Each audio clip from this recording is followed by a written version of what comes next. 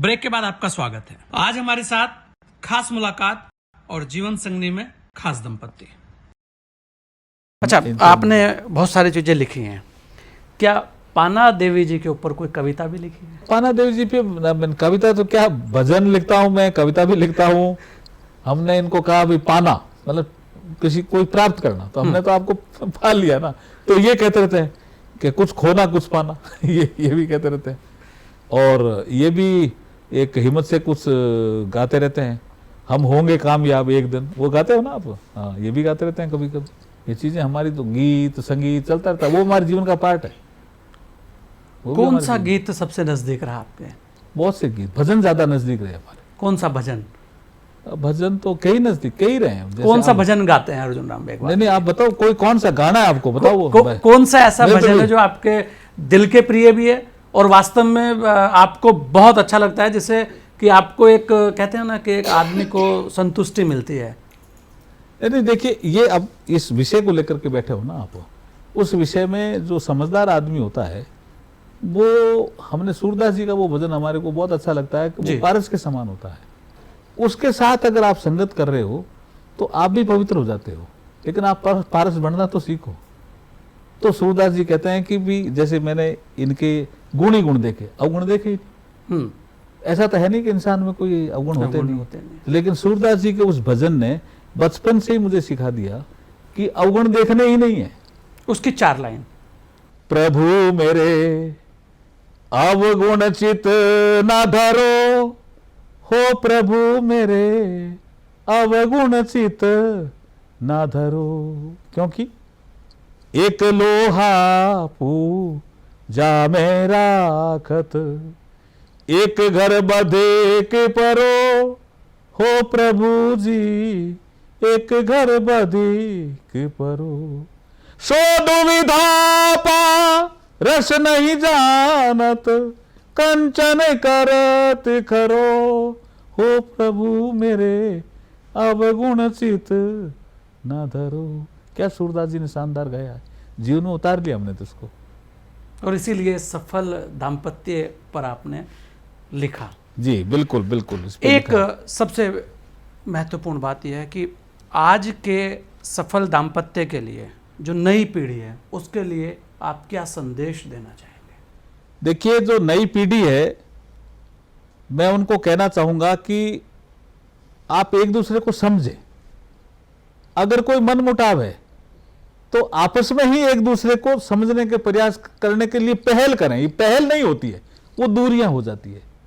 और जो समझदार आदमी है आपके घर में या आपके रिश्तेदारों में, उनसे आप शेयर करें कि मेरी ये थोड़ी दुविधा हुई, क्या करना चाहिए, तो वो जो सही सलाह दें उसके अनुसार आचरण करें, संबंध बहुत अच्छे रहेंगे हमेशा आपके। बिल्कुल, और रहने भी चाहिए। ये तो थी एक परिवार की बात, थोड़ा सा राजनीतिक माहौल कर लेते हैं। जी बोलिए। 2-3 सवाल हैं।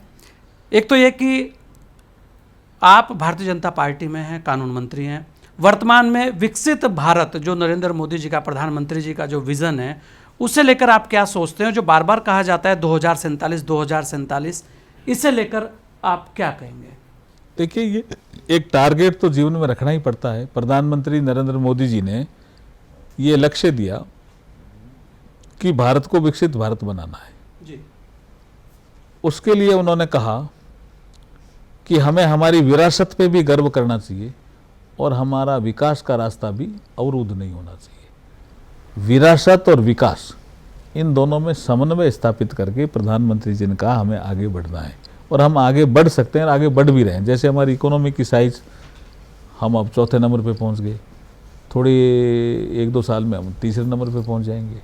इसका मतलब हमारी इकोनॉमी की साइज बढ़ रही है, इकोनॉमी की हमारी साइज बढ़ रही है। हम डेमोक्रेटिक कंट्री है, हमारी सेना ठीक है, हमारे यहाँ संस्कार ठीक है, हमारे यहाँ परोपकार की भावना है, फिलैंथ्रोपिक सोसाइटी के लोग हैं, तो हम विकसित भारत की तरफ क्यों नहीं बढ़ सकते? विकसित भारत जब बढ़ गए तो हम दूसरे देशों की भी मदद करते हैं, और हम करने भी लग गए। कहीं भूकंप आया तो हमने मदद की, कहीं पानी की कमी रही तो हमने मदद की। तो प्रधानमंत्री जी ने कहा भारत में बहुत ताकत है, भारत को हर सेक्टर में आगे बढ़ना है। सोलर का सेक्टर हो, चाहे ग्रीन टेक्नोलॉजी का सेक्टर हो, चाहे हमारा हेल्थ का सेक्टर हो, चाहे हमारा एजुकेशन का सेक्टर हो, और चाहे हमारा इंफ्रास्ट्रक्चर का सेक्टर हो जिसमें रेल भी आ गई, रोड भी आ गई, सी पोर्ट भी आ गया, एयरपोर्ट भी आ गया, और अब तो स्पेस में भी हमने स्थान बना लिया। तो भारत विकसित भारत होने के लिए हर सेक्टर में हम एक माइलस्टोन और हम लीडर बने। जैसे हम योगा आज कोई करता है संसार में कहीं भी तो भारत का नाम आता है। बिल्कुल जी। तो हम ग्लोबल लीडर बन गए योगा में, हम आयुर्वेद में ग्लोबल लीडर बन गए, हम स्पेस में हम ग्लोबल लीडर बन गए कि भाई अगर कोई भारत सीखना है कुछ चीज़ें तो हम स्पेस में भारत से सीख सकते हैं, तो हम एक ग्लोबल लीडर बन गए। हम ग्रीन टेक्नोलॉजी में भी ग्लोबल लीडर बनते जा रहे हैं। तो ये जो ग्लोबल लीडर जहाँ जहाँ हम बनते जाएंगे आगे आगे, तो ये विकसित भारत हमारा निश्चित रूप से बन जाए। लक्ष्य उन्होंने 2047 तक रखा है। सॉफ्टवेयर डेवलपमेंट जो आप आज सब्जेक्ट लेकर आ रहे हो ना, ये सॉफ्ट पति पत्नी के संबंध, परिवार के संबंध, ये सॉफ्टवेयर डेवलपमेंट जैसा है।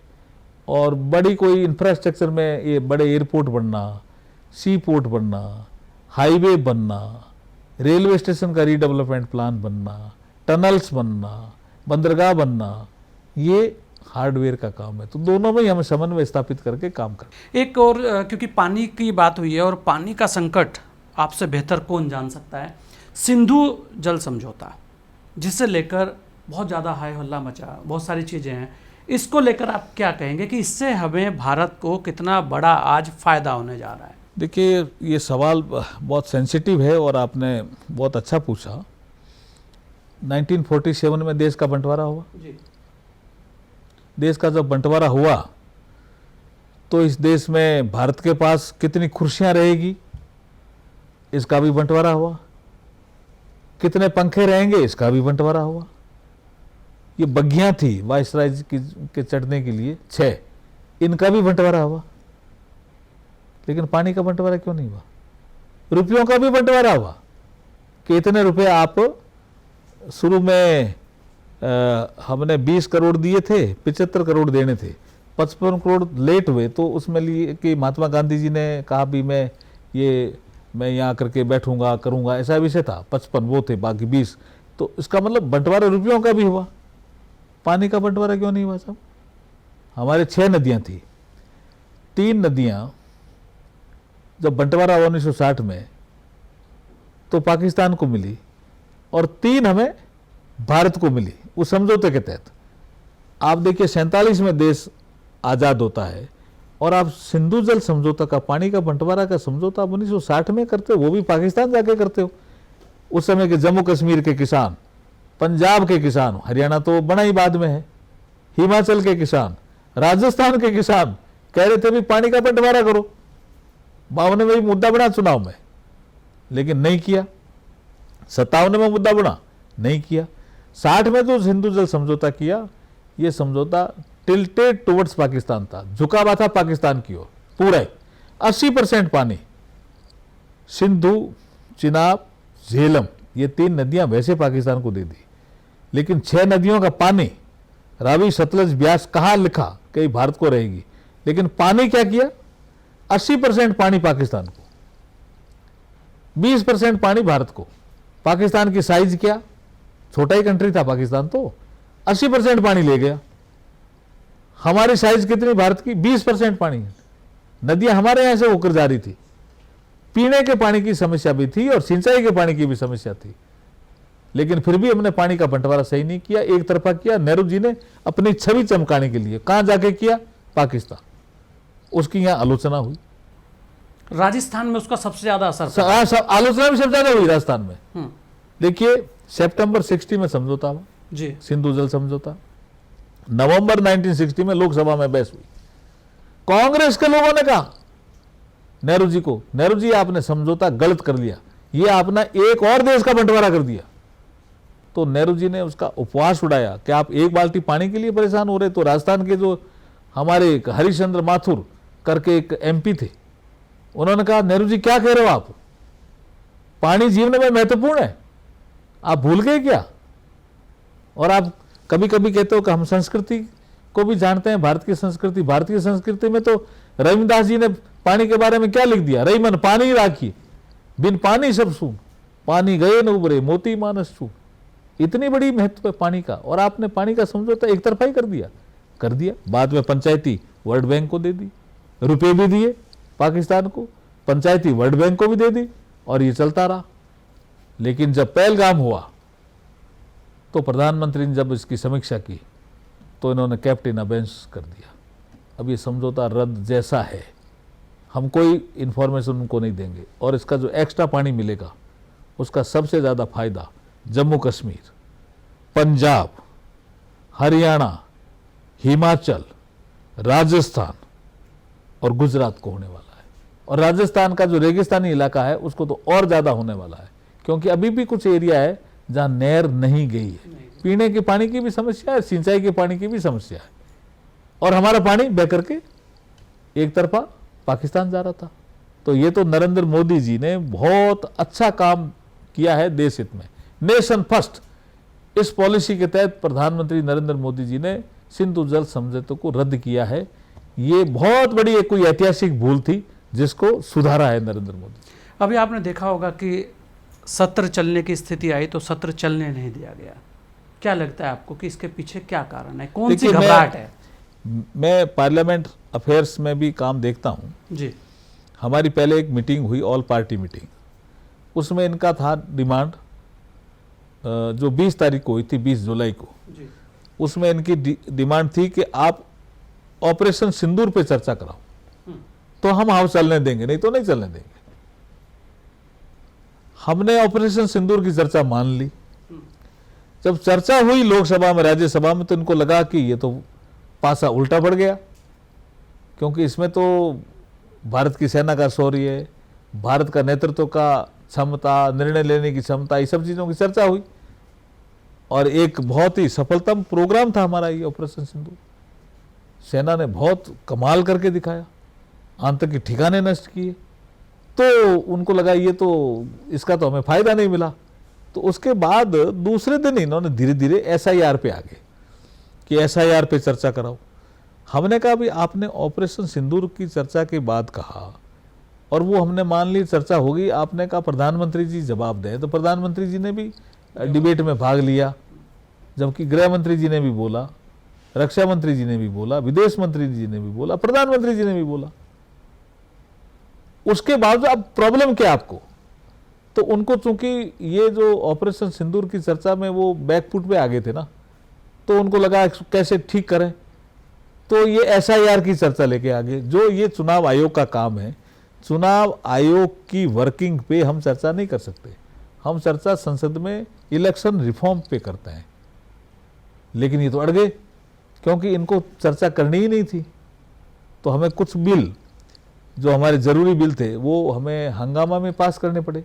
हमारा लेजिस्लेटिव वर्क तो हुआ, लेकिन चर्चा होती तो और अच्छा होता। कुछ ऐतिहासिक बिल थे, जैसे इनकम टैक्स में इतना बड़ा रिफॉर्म, स्पोर्ट्स में इतना बड़ा रिफॉर्म, बहुत अच्छी। अब ये 3-4 बिल तो जो गृह मंत्री जी लेकर आए। हाँ, इसी पे मैं कह रहा था कि इसमें क्या दिक्कत है कि अगर कोई व्यक्ति अपराधी है तो उसे पद छोड़ने में दिक्कत क्या है?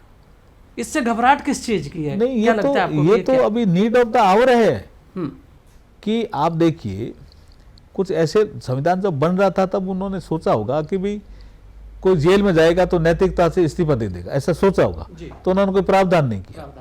तो हमारे यहाँ 3-4 केस ऐसे हो गए, वो जेल में भी है और इस्तीफा भी नहीं दे रहे। तो आप शासन कैसे चला रहे हो, गवर्नेंस कैसे कर रहे हो? इसका मतलब आप जनता के साथ धोखा कर रहे हो। गवर्नेंस भी गुड गवर्नेंस। हाँ, तो इसका मतलब आप जनता के साथ धोखा कर रहे हो। तो ये ग्रे एरिया था। प्रधानमंत्री जी ने देखिए प्रधानमंत्री पद भी उसमें सम्मिलित किया है। कितना बड़ा साहस का निर्णय लिया। और जनता चाहती है कि कोई राजनेता होने से, और अगर वो भ्रष्ट है और अगर वो जेल चला गया और उसकी जमानत नहीं हो रही है, अब ये कह रहे हैं कि हम कोई आंदोलन करें तो आप जेल भेज दोगे, उसमें ऐसा नहीं है, पढ़ नहीं रहे हैं ये। उसमें 5 वर्ष या उससे अधिक की सजा के अपराध में आप सम्मिलित होंगे और जेल जाओगे तो ही पद छोड़ना पड़ेगा। रूटीन में नहीं है ये, लेकिन उन्होंने बस भ्रम फैलाना एक, और इसका भी विरोध किया। ये तो एक रिफॉर्म है, ये तो प्रोग्रेसिव लॉ है। जनता चाह रही है कि कोई भ्रष्ट आचरण का मंत्री है या मुख्यमंत्री है या प्रधानमंत्री है, तो वो अगर कोर्ट ने उसको कह दिया तुम्हारी सजा आरोपित होती है, हम सजा तुम्हें तुम्हारा मानते हैं, तो सजा कर दी और जमानत हो नहीं रही है, वो आदमी पद में रहना चाहिए क्या? उसका भी विरोध कर रहे हैं। देखो आप इस विपक्ष को हो क्या गया है आज, क्योंकि आप बहुत पुराने समय से सदन को भी देख रहे हैं, अधिकारी भी रहे हैं, एक ये अंतिम सवाल भी है क्योंकि आपका समय बड़ा कीमती है। एक राजनीति में एक लक्ष्मण रेखा होती थी और कहीं ना कहीं आपसी भाव होते थे। आज राजनीति जो है कहीं ना कहीं अगर जाएं तो व्यक्तिगत दिशा में जाती दिख रही है। इस पे अर्जुन राम मेघवाल जी क्या सोचते? देखिए, कुछ प्रिंसिपल होते थे, कुछ एक दूसरे की शर्म भी होती थी जी। इन्होंने कहा जी भी कोई प्रयास नहीं कर रहे हैं, तो इस बार तो किरण रिजिजू जी और मैं दोनों, हम जो कांग्रेस के लीडर ऑफ अपोजिशन है मल्लिकार्जुन खड़गे जी और राहुल गांधी जी से उनके चैम्बर में जाके मिल के आए हैं कि ऑपरेशन सिंदूर की चर्चा हम मान लेते हैं, उसके बाद आप हाउस चलने दो। हम मिल के आए हैं, रिक्वेस्ट करके आए। वैसे रिक्वेस्ट चलते हुए तो रोज करते हैं, टेलीफोन पे भी करते हैं, लेकिन जाकर के मिल के आए हैं सरकार की ओर से प्रतिनिधि बन करके। और क्या चाहिए? फिर भी जिद, ये जो व्यक्तिवादी सोच के कारण जिद अपोजिशन में आजकल आई है ज़्यादा, ये हमारे लोकतंत्र के लिए भी ठीक नहीं है। ये बड़ा सवाल है। एक अंतिम सवाल और ले रहा हूँ आपसे, नशे को लेकर कि प्रधानमंत्री जी ने भी कहा है कि नशा एक गंभीर समस्या हो सकता है, इस पर अंकुश लगे। आप नशे को लेकर क्या संदेश देना चाहेंगे, क्योंकि ये एक बड़ी समस्या देश की? देखिए, नशे के विरुद्ध संस्कार आपको बचपन में ही सिखाने पड़ेंगे, स्कूल में, समाज में।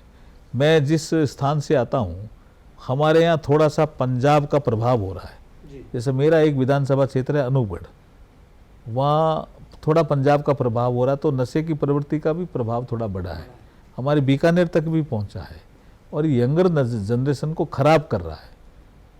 इसलिए नशे पे अंकुश भी लगना चाहिए, नशे के खिलाफ समाज को भी खड़ा होना चाहिए। मैं तो यहाँ तक कहता हूँ, सरकार ने नशे के खिलाफ संसद में चर्चा कराई और हमारे गृह मंत्री जी लगातार टास्क फोर्स बनाकर इसमें काम कर रहे हैं, लेकिन समाज के लोगों को भी खड़ा होना पड़ेगा नशे के खिलाफ। और यहाँ फिर वही आएगा कि सफल दाम्पत्य जीवन जो है उसके अंदर जो संस्कार है उसकी कमियां कहीं ना कहीं वो संस्कार ही आगे बढ़ाने पड़ेंगे, वही आगे बढ़ाने पड़ेंगे। और दाम्पत्य जीवन ठीक हुआ तो नशा भी कम हो जाएगा, बच्चे भी ठीक रहेंगे, संस्कारित होंगे, श्रेष्ठ बनेंगे। जब श्रेष्ठ बनेंगे तो भारत विकसित भारत बन जाएगा। तो मतलब फिर ये दिव्य पथ दाम्पत्य का ये सारी चीज अगर ये हो जाए तो फिर आपको किसी इसका सार्थक परिणाम आ जाएगा। चलिए, आपका बहुत बहुत धन्यवाद। आज आपने अपना समय दिया, इतना समय में दिया, इसके लिए बहुत बहुत धन्यवाद। ये थे हमारे साथ एक ऐसे व्यक्ति, मैं फिर वही लाइन दोहरा रहा हूँ, सादगी, सज्जनता और संस्कार और ठेठ राजस्थानी अंदाज मिलता है। बहुत कुछ सीखने को मिलता है, बस आपको सीखने की कोशिश करनी होगी। इस दंपत्ति से और इन दो किताबों से आप भी बहुत कुछ सीख सकते हैं। और सारी चीज़ें आपने भी सुनी हैं, आपकी क्या राय है और आप क्या सोचते हैं, ये हमें ज़रूर बताइएगा। इस विशेष खास मुलाकात में इतना ही, दीजिए मुझे इजाज़त। जय हिंद।